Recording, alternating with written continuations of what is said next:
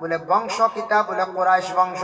যেমনে হবিরা শুনছন শোনা মাত্র আল্লাহর রসুল ডেকিয়া জড়াইয়া ধরিয়া খান্দন আরম্ভ করলাম। খান্দন দেখি আবু তালিবে কইলাম, ও হবিরা পণ্ডিত, তুমি কোন কারণে এত বেশি খান্দো আমি বুঝলাম না। আমার বাতিজারে দেখিয়াম হইলা রে আবু তালেব, এই মোহাম্মদের অপেক্ষায় 20 বছর থাকি আমি অপেক্ষা করি। আর বলে কিলাম, বলে আমার ঘরে আসুক বা আল্লাহর রসুল দিয়ে আদর করিয়া করে নিলাম। হইলা আমি কিতাব পড়েছি, তওরাত কিতাব পড়িলাম, জবুর পড়িলাম, ইনজিল পড়িলাম, সব কিতাবের মধ্যে দেখতে পাইলাম সর্বশেষে একজন নবী আইবা, যে নবী তাই তো 12 বছর হবো সবে নবী বলিয়া চিনে না, কখনো পুরা নবী বলিয়া সব জায়গায় প্রকাশিত নাই। একটা হবিরা পণ্ডিতে উঠিয়া কইলাম, বলে এই কাফেলার সর্দার কে? বলে এই কাফেলার সর্দার আমি আবু তালিব। বলে তোমার তানোর সঙ্গে একজন ছোট মানুষ এই ও আলগা দেখি একটা গাছও হেলান দিয়া তেন বসা অবস্থায়, বলে এই আমার বাতিজা। বলে আপনারা আনুন না কেন? বলে আমরার বাতিজার কাছে বড় শরম বেশ, আমরার বাতিজার বড় পাল্লা আখলাম, বড় পাল্লা চরিত্র, তাই বড় মানুষের দ্বারও যাই না, আড্ডা দিন না, তানোর সঙ্গে লইয়া রওনা দিছি। ইকান শুনিয়া তাই নিকটে গেলাম। আর আবু তালিব রে কইলা, তোমার বাতিজার নাম কি? বলে নাম হইল মোহাম্মদ। বাবার নাম কি? আব্দুল্লাহ। মায়ের নাম কি? আমিনা। বলে জন্ম কোন জায়গায়? বলে মক্কায়। বলে বংশ কিতা? বলে কুরাইশ বংশ। যেমনে হবিরা শুনছন শোনা মাত্র আল্লাহর রসুল ডেকিয়া জড়াইয়া ধরিয়া খান্দন আরম্ভ করলাম। খান্দন দেখি আবু তালিবে কইলাম, ও হবিরা পণ্ডিত, তুমি কোন কারণে এত বেশি খান্দো আমি বুঝলাম না। আমার বাতিজারে দেখিয়াম হইলা রে আবু তালেব, এই মোহাম্মদের অপেক্ষায় 20 বছর থাকি আমি অপেক্ষা করি। আর বলে কিলাম, বলে আমার ঘরে আসুক বা আল্লাহর রসুল দিয়ে আদর করিয়া করে নিলাম। হইলা আমি কিতাব পড়েছি, তওরাত কিতাব পড়িলাম, জবুর পড়িলাম, ইনজিল পড়িলাম, সব কিতাবের মধ্যে দেখতে পাইলাম সর্বশেষে একজন নবী আইবা, যে নবীর নাম হইব মোহাম্মদ। বাবার নাম আব্দুল্লাহ, মায়ের নাম আমিনা। কুরাইশ বংশ জন্মগ্রহণ করবা, মক্কায় তান জন্ম হইব। আর ওই রাস্তায় শিশুকালে সেই নবী মোহাম্মদ একবার শাম দেশ তাই সফর করবা। আমি হবিরায় খবর পাইয়া 20 বছর থাকি এই রাস্তায় এই বাজারে বসিয়া আমি অপেক্ষা করিয়ার। সুবহানাল্লাহ।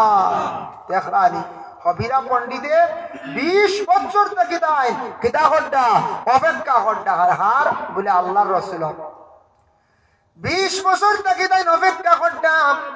ওই সময় আল্লাহর রসুলকে ঘরের মধ্যে নিচন নিয়ে আদর যত্ন করলা। হবিরায় বর্ণনা করেন যে মোহাম্মদে মরা গাছের মধ্যে হেলান দিসলা, কিছু সময়ের ভিতরে সেই গাছটা আবার লগে লগে কুড়ি দিলাইল। হবিরায় মেহমানদারি করিয়া পরে কইলা, ও আবু তালিব, তুমি মক্কায় তুমি যাইও না, আমি তওরাত জবুর ইনজিলে জেলা পাইলাম শাম দেশেওয়ালা, তারা বইয়ের মধ্যে পড়িয়া পাইছে, কিতাবের মধ্যে পড়িয়া পাইছে, তারা এইভাবে চাইছে এক বুড়ো মানুষ অপেক্ষা করে সর্বশেষ নবী মোহাম্মদের তারা বিরোধিতা করনেওয়ালা নবী মোহাম্মদের ক্ষতি করি লাইব রে। ও আবু তালেব, তোমার বাতিজারে তুমি সঙ্গে লইয়া চাইও, সামো যাইও না, ও বাজার মাল বিক্রি করিয়া তুমি দেন ঘুরিয়া যাও গিয়া, ও বাজার মাল বিক্রি করিয়া তুমি তাই ঘুরিয়া যাও গিয়া।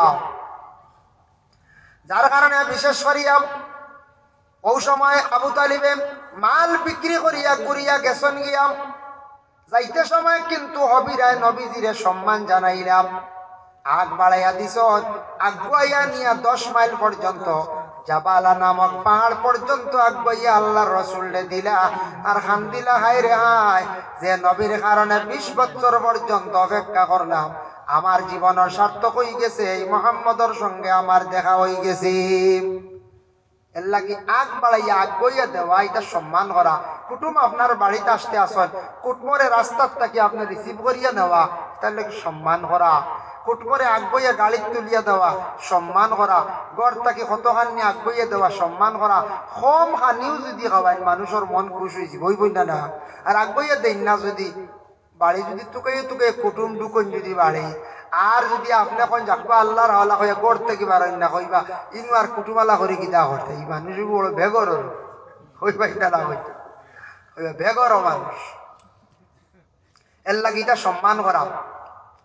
যখন জানি মায়ার কারণে আগবাইয়া দেন, হবিরা পণ্ডিতে মায়ার কারণে আগবাইয়া দিল আল্লাহ রসুলটা 10 মাইল পর্যন্ত। আমরা দেশ কোন ছেলে সন্তান বাড়িঘর ছাড়িয়া যখন বিদেশ যায়, বেঙ্গালোর চেন্নাই যাক, মহারাষ্ট্রে যাক, কিবা তো মিডিল ইস্টে যাক, ছেলেটা যাওয়ার সময় গরর বাড়ির সারায় দেখবা ঘর থেকে বাইর করিয়া রাস্তা পর্যন্ত আগবাইয়া দিতরা। ছেলেটা যখন গাড়ির মধ্যে উঠি গেল সারা ঘুরিয়াই গেছন, কিন্তু মায়ে দেখবা যত সময় পর্যন্ত গাড়ির চক্কর আড়ালে গেছে না, অত সময় পর্যন্ত মা ঘরের মধ্যে ঘুরিয়া আসে না। মেয়ে যদি নাইর আসে 7 দিন বা 10 দিনের পরে মেয়েটা যখন বাবার বাড়ি ছাড়িয়া যায়, সারা তেমনি ভাবে আগ বাড়াইয়া দেন, কিন্তু মায় মেয়ে একবারে বিদায় হওয়ার পরে গাড়ি চক্কর আড়ালে যাওয়ার পরে মা জননী ঘুরিয়া ঘুরিয়া ঘরে আসে। যার কারণে আল্লাহর বন্দেগানিটা বড় মহব্বত এবং তাজিম করা। আল্লাহর বন্দেগান রাসূলুল্লাহ সাল্লাল্লাহু আলাইহি ওয়াসাল্লামের মায়ের উম্মত হল হবিরা পণ্ডিতে নবীরে পাইবার লাগিয়া দেখা করার লাগিয়া 20 বছর পর্যন্ত তান কি করলা বলে 20 বছর পর্যন্ত আল্লাহর বান্দা খালি মেহমানদারি করলা। লাগি মেহমানদারি করা হইল সুন্নত। কোন ফ্যামিলির মধ্যে কোন মহিলা হলাসত মেহমানদারি খুব বেশি করেন, এটার তাকে বলে মহিলার সম্মান মর্যাদাও বাড়ে, স্বামীর সম্মান মর্যাদাও বাড়িয়া থাকে। গ্রামক কোন এতেকাবর 2 জন ঢুকছন, মিয়া সাহেব নিয়ে 1 জন, টোটাল 3 জন ঘরের মহিলা হলে কইতা গো স্বামী মসজিদে যাও গিয়ে একবার টিফিনটা গছিয়া লইয়াও, একদিন এতেকাব করনেওয়ালারে সামান্য আমরা খানি খাওয়াই। তা মেহমানদারি করা। কিছু মহিলা হলে স্বামী হলের কইবা খানি আনো, রমজান মাস মেসাবর খানি কিছু খাওয়াই, সব পাইমো, এতাকা ফরনেওয়ালারে খাওয়াই, আর না বললে ইফতার করাই। ইলা মহিলা করা শুনেন, কিছু মহিলা করা শুন ইলা ডাট দাঁড়াগা বেটায় যদি এখন বলে 4 জনের টিফিন একদিন খাওয়াইতে লাগবো 24 এতা খাবো, তুমি তোমার খাওয়াই আমি তা পারতাম না। বাদর দিন গিয়ে রাইয়া কইতে আরে টিফিনে খুব বদলাই দিয়া মাত্র অসুবিধা বাড়িতে বেমার হয়েছে, কারণ দারেগা তো বাড়ি দারেগা নারী।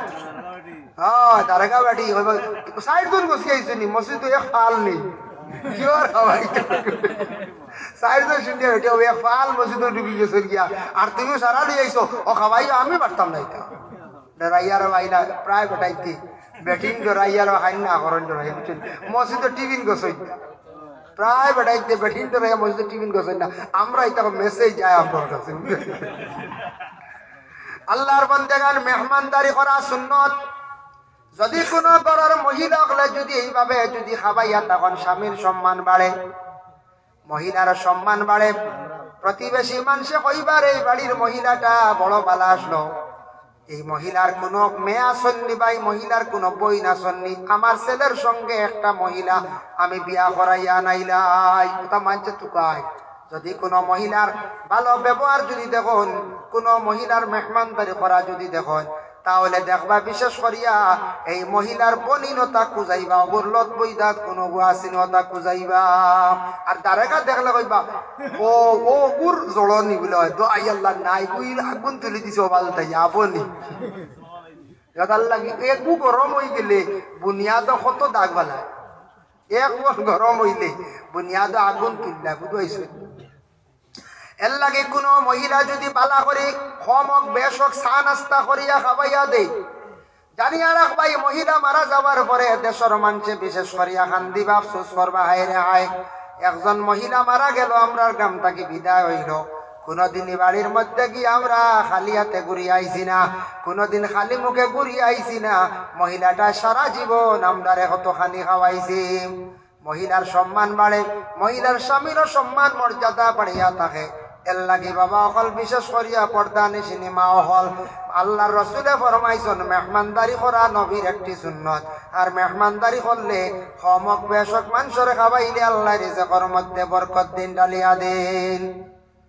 যার কারণে ইলাও ফাইবা দেশের মধ্যে কোনো কোনো জায়গা তাকি যাইতেও পারো, শুনছিওয়ালা কোনো কোনো জায়গাত কোনো বাড়ির মানুষ বড় শক্ত দেখো, এই বাড়িত গিয়া দেখবা বসতে বসতে গল্প করতে করতে চা নাই দেখবা সুবারি বারর, তাও এটা বাক্কা বাদে আর বুঝেছি।